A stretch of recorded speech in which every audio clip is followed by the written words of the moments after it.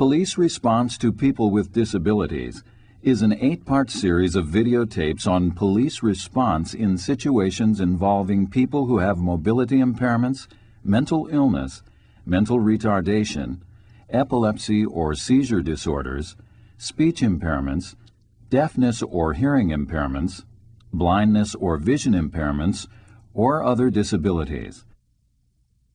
This tape provides informal guidance to assist you in understanding the Americans with Disabilities Act. For more specific guidance, please consult the law itself and the Department of Justice's ADA regulations.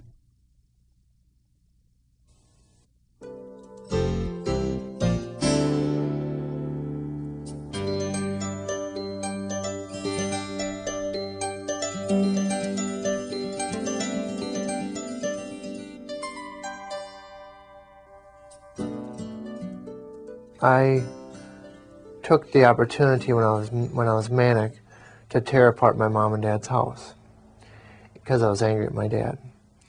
And the policeman came, and he didn't do anything really. He was just there. He saw the house, he saw what was going on, he saw I wasn't really dangerous, so my mom told him I wasn't dangerous, but I was wrecking things.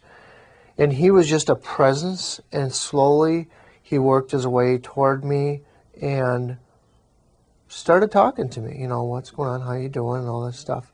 Ended up, he had me in 10 minutes or 5 minutes handcuffed in the back of his car, and I let him. As a law enforcement officer, you will certainly encounter individuals with mental illnesses in the course of your work. There are approximately 10 million Americans who experience some form of emotional or mental disturbance serious enough to require treatment. Mental illness affects people of all ages and all levels of society and all ethnic groups. The symptoms can range from mild to severe. I have manic depression, which is a mood disorder, which allows, it takes my system on a roller coaster ride sometimes, but I take medications to balance that all out. I mean, one of the most common symptoms is paranoia, so you don't want to get help. You don't want to take a medication that you're not sure, you know, what's in this stuff. People who once might have been hospitalized now live in the community, thanks to more effective drugs, better treatment techniques, and the closing of state institutions. Unfortunately, a lack of funds for support services has left many people with mental illnesses on the street without adequate treatment. I've been very lucky to have a supportive family and supportive activities that allow me to live a normal life. But I could see if it wouldn't have happened my way, I could be on the street. I could be walking around without medication in my body and having a real hard time. Some of the different types of mental illness include acute anxiety, exaggerated fears, obsessive-compulsive, irrational repetitive behavior, post-traumatic stress disorder, which is a feeling of extreme fear due to specific trauma, manic behavior, overly active and disruptive. Depression is an indifferent attitude or suicidal behavior.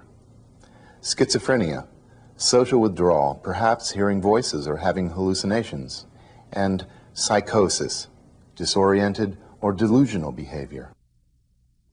Psychosis is simply, I mean, it has such negative connotations. It's not necessarily somebody who's homicidal, and that's, you know, the assumption.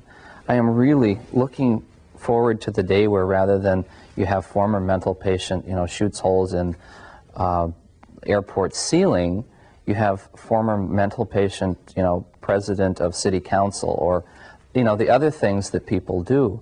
So I think there's a vast group of people out there who have been through the system, who have been hospitalized, who have recovered, but are not going to say a thing about it because of the stigma. So then what you're left with is the people who are really struggling with the disease, and that's what society sees as mental illness. While most people with mental illnesses are not in crisis, here are some guidelines for interacting with someone who is. Be calm and non-threatening. They may be extremely sensitive to your attitude. Be honest, but tactful. If you lose their trust, you may not be able to regain it. Ask about medication. Information about what medication they're taking and when they last took it will help you assess the situation. Remain alert. Their behavior may be unpredictable. Most people with mental illness are not a threat. They are more often a greater threat to themselves than to others.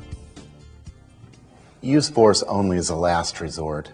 While it is important to maintain the safety of officers and others, these situations rarely escalate into a physical confrontation. One of the things I think that can be asked is, how are you doing? What do you need? People sometimes just reach a point where they're frustrated with an aspect of the system. And if you can find that out, you can become more of an ally than if they're just this ranting, raving person with, and you have no idea why they're doing it. He didn't come in and say, "Hi, I'm the police." Well, it was obvious. He's the police. He's got a badge, that's obvious. But he treated me with respect, and that's what I needed at the time, and that changed the situation, because otherwise I might have got violent. If I would have felt threatened, I might have just blown up and, hurt somebody. For further information about the Americans with Disabilities Act, call the ADA Information Line at 800-514-0301 VOICE or 800-514-0383 TTY, or visit the ADA homepage at www.usdoj.gov/CRT/ADA/ADAHOM1.htm.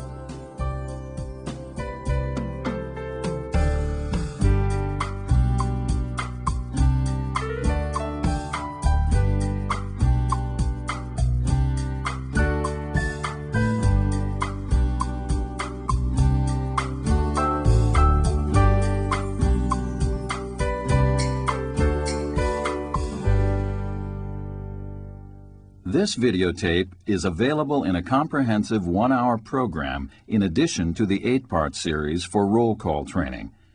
To order these materials, contact Law Enforcement Resource Center at 1-800-279-8284.